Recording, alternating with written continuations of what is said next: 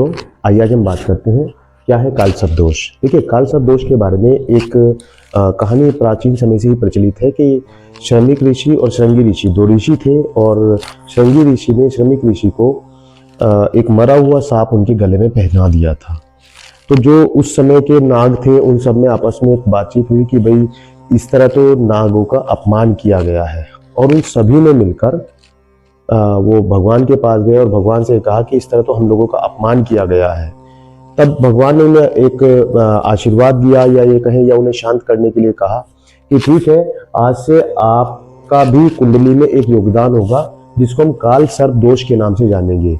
और ये कालसर्प दोष कैसे बनता है इसके बारे में जानते हैं कि ये कुंडली में कब देखा जाता है कि कालसर्प दोष है या नहीं है। बहुत सारी कुंडलियों में पंडित जी के द्वारा बताया जाता है कि कालसर्प दोष है, लेकिन क्या हम कालसर्प दोष को खुद से देख सकते हैं? हाँ, बिल्कुल देख सकते हैं। आइए जानने की कोशिश करते हैं। देखिए, कालसर्प दोष राहु और केतु दो ऐसे ग्रह हैं जिनके कारण से बनता है।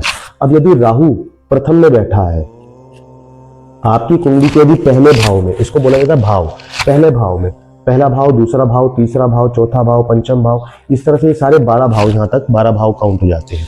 अब यदि पहले भाव में राहु होगा तो केतु, मैंने पहले भी बताया था, केतु हमेशा सप्तम दृष्टि होती है। केतु और राहु की आपस की सप्तम दृष्टि होती है, सप्तम का अंतर होता है। राहु यहां पर होगा तो केतु यहां पर होगा।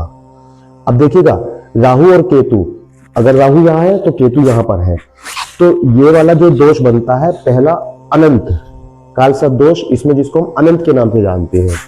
यदि राहु यहां पर है तो केतु यहां पर होगा, राहु यहां पर तो केतु यहां पर होगा।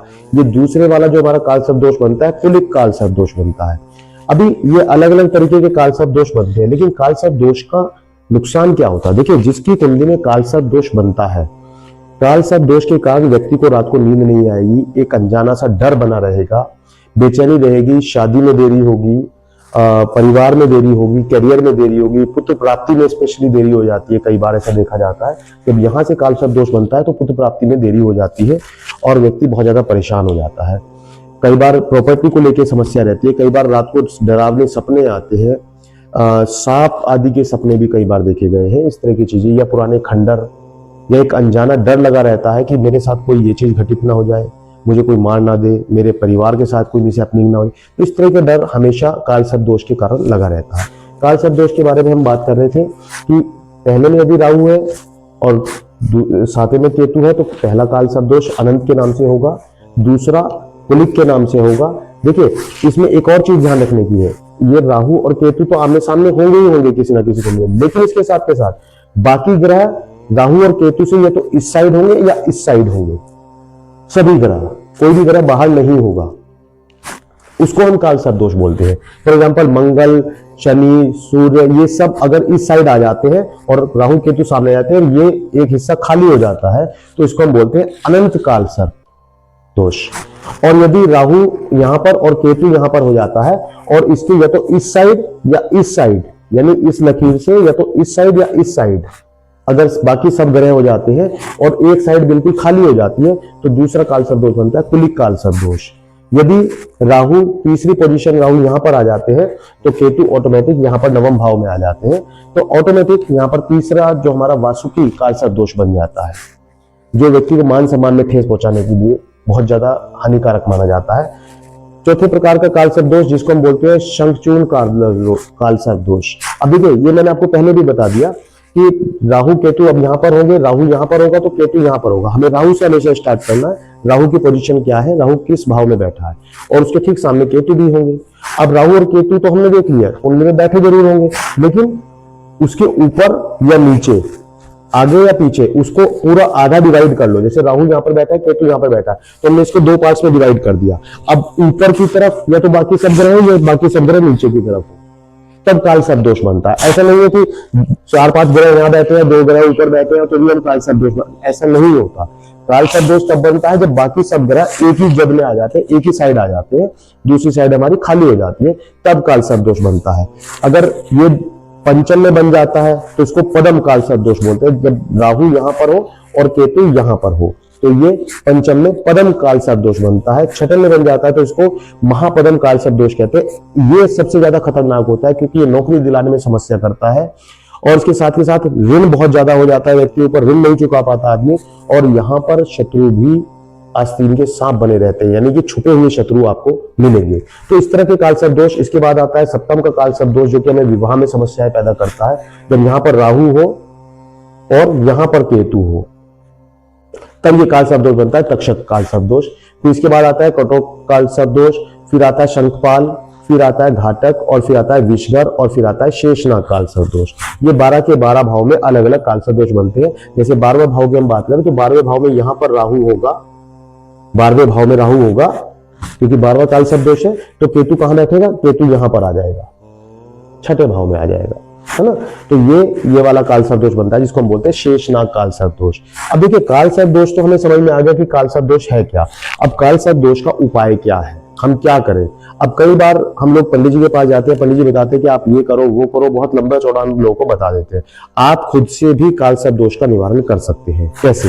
देखिए, कालसर्प दोष के निवारण के लिए हमें क्या करना है, दान करना होता है।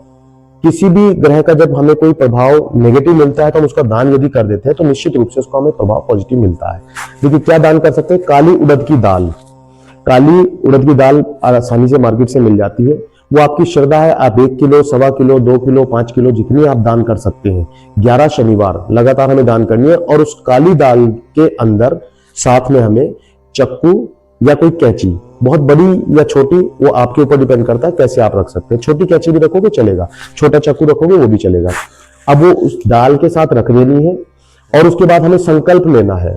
हमें क्या करना है, हाथ में थोड़ा जल ले लेना है, 2 दाने चावल के रख लेने हैं, 5 रुपए, 10 रुपए, 100 रुपए, जो आपकी श्रद्धा हो, 500, 1000, जो आपकी श्रद्धा हो आप उसके ऊपर रखें, और संकल्प में अपना नाम उच्चारण करें। मेरा नाम ये है, मेरा गोत्र ये है, मैं यहां से हूं, और मैं कालसर्प दोष के निमित्त उपाय के तौर पर यह दान करना चाहता हूं, और आप प्रभु मैं आपको ये समर्पित करता हूं। ऐसे करके हाथ जोड़ दीजिएगा।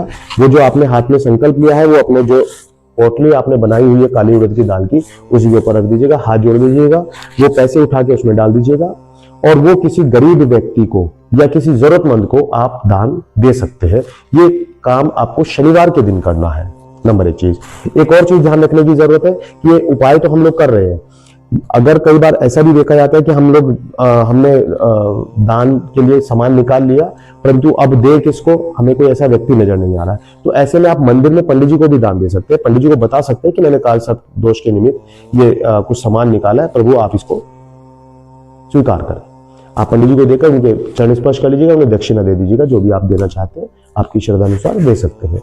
इसके साथ के साथ आप राहु के मंत्र का जाप कर सकते हैं। ओम राम राहुवे नमः, ओम केम केतुवे नमः, ये आप जाप कर सकते हैं। कम से कम कोशिश कीजिएगा 1-1 माला रोज आप कोशिश कीजिएगा कि जब कालसर्प दोष यदि लगा है कुंडली में और आप परेशान हैं तो निश्चित रूप से ये आप जरूर कीजिएगा, है ना। और सर्प सूक्ति आप मोबाइल में सर्च करेंगे, इजीली आपको मिल जाएगा। सर्प सूक्ति के नाम से वीडियो आपको मिल जाएगा, वहां से आप इजीली उसको भी सुन सकते हैं। यदि आप बोल सकते हैं बहुत अच्छी बात है, नहीं तो आप उसको सुन सकते हैं। इस तरह से करने से कालसर्प दोष में निश्चित रूप से आपको बहुत प्रभाव मिल जाता है, उसका आपको बहुत फायदा मिल जाता है। एक और चीज बताना चाहूंगा, कालसर्प दोष के लिए मंदिर में, उज्जैन में मंदिर है इसके लिए, आप वहां चाहे तो वहां पर जाकर त्र्यंबकेश्वर महादेव मंदिर पड़ता है, वहां पर जाकर भी आप चाहे तो इसके लिए पूजन करा सकते हैं, उससे भी आपको निश्चित रूप से आराम मिल जाएगा। एक और इसके लिए प्रावधान है कि अगर आप मंदिर नहीं जा सकते, त्र्यंबकेश्वर महादेव मंदिर, वैसे तो कोशिश करनी चाहिए जिसकी कुंडली में कालसर्प दोष है, चाहे वो कोई भी कालसर्प दोष है, अगर कालसर्प दोष है तो वो ये तो 30वें साल, 5वें साल या 7वें साल जरूर जाता रहे, पूजन कराता रहे, उसको जीवन में आने वाली अड़चनों से मुक्ति मिलती रहेगी, और कम से कम एक बार तो जरूर कराए।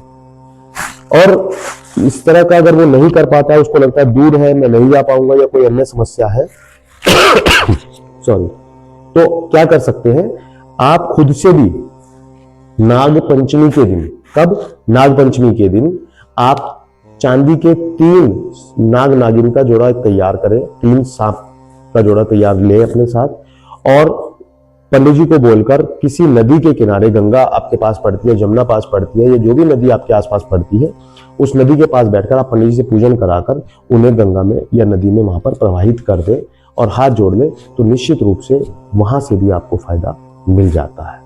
मित्रों, यदि आपने वीडियो अभी तक लाइक नहीं किया है, शेयर नहीं किया है, चैनल को अभी तक सब्सक्राइब नहीं किया है, तो प्लीज़ आप जरूर कर लें, ताकि इस तरह की और भी बहुत सारी जानकारी आपको समय समय पर मिलती रहे। आपको वीडियो कैसी लगी हमें कमेंट में जरूर बताएं। यदि आपका कोई सवाल है तो कृपया वो भी पूछें, हम उसके ऊपर और रिसर्च करके आपको उसका आंसर जरूर देंगे। राधे राधे मित्रों।